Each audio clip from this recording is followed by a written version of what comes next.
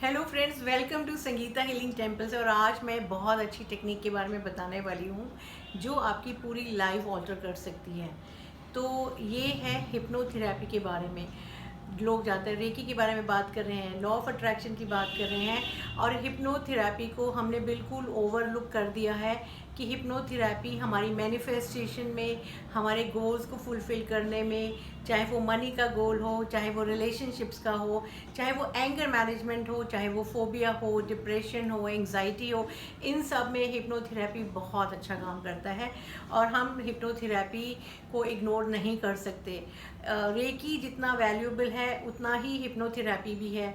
Hypnotherapy से लोगों को तो बहुत कन्फ्यूजन हो जाती है, तो मैं उस कन्फ्यूजन को भी दूर करना चाहती हूँ। लोग हिप्नोथेरेपी को हिप्नोटिज़म से कंफ्यूज करते हैं। हिप्नोटिज़म जो है वो आपने देखा होगा पिक्चरों में, कोई आपके दिमाग को कंट्रोल कर रहा है, जादूगर कुछ कुछ बोल के, ऐसे ऐसे करके, पेंडुलम से। तो ये हिप्नोथेरेपी बिल्कुल भी नहीं है। हिप्नोटिज्म हिंदी में कह सकते हैं वशीकरण। आपने सुना होगा कोई जैसे आ रहा है, किसी ने जादू कर दिया झूम झूम जूम करके, और आपने अपनी चूड़ियाँ गोल्ड उसको पकड़ा दिया। तो ये जो है एक तरह से वशीकरण है, दूसरे के दिमाग को कंफ्यूज करके आप उसको हिप्नोटाइज करके और वो उससे छीन झपट लेते हो। तो इससे बिल्कुल कंफ्यूज नहीं होना, इसको बिल्कुल साइड में रख दीजिए। हिप्नोथेरेपी जो है थेरेपी है जो आपके सबकॉन्शियस माइंड, अचेतन मन पर काम करती है। हिप्नोथेरेपी जो है सदियों से हिंदुस्तान में ही इसका इस्तेमाल होता है।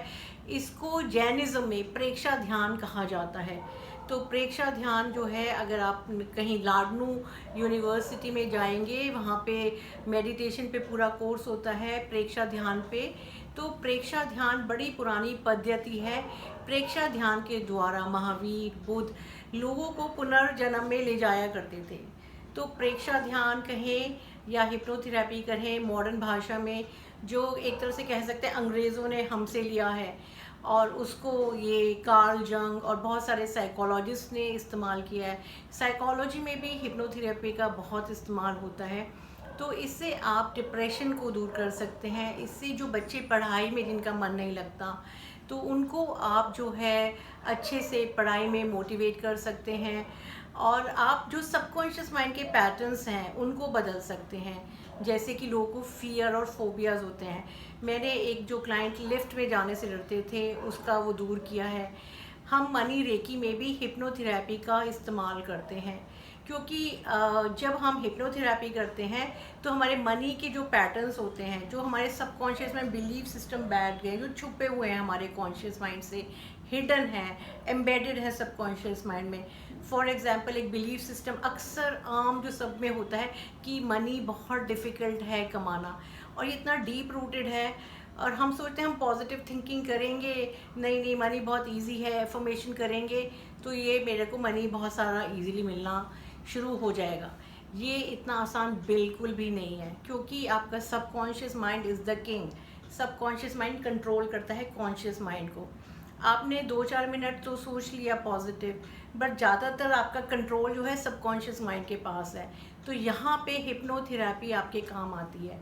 आप हिप्नोसिस में जाते हो। हिप्नोसिस यानी sleep like state, meditative state, जहाँ चेतन मन शांत हो गया है और आप जो हो बिल्कुल रिलैक्स स्टेट में हो। तो आप रिलैक्स स्टेट में हो और आप जो हो सबकॉन्शियस माइंड को एक्सेस कर रहे हो। जब आपके विचार थम जाते हैं, माइंड थोड़ा सेटल हो जाता है, तो आप नए बिलीफ सिस्टम पे काम कर सकते हो। तो पहला इसका चरण होता है रिलैक्सेशन। दूसरा चरण होता है उसमें हम कमांड्स देते हैं, पॉजिटिव एफर्मेशंस डालते हैं, और तीसरा है विजुअलाइजेशन। तो जब हिप्नोटिक स्टेट पे हम ये दोनों काम करते हैं, एफर्मेशन और विजुअलाइजेशन, उसके रिजल्ट्स बहुत ही अचंभित करने वाले होते हैं और इंस्टेंट रिजल्ट्स मिलते हैं। तो दोस्तों, जो लोग चाहते हैं हिप्नोथेरेपी, वो मेरे वीडियोस देखते रहें, और हम आगे एक कंटिन्यू करेंगे एक सेशन को।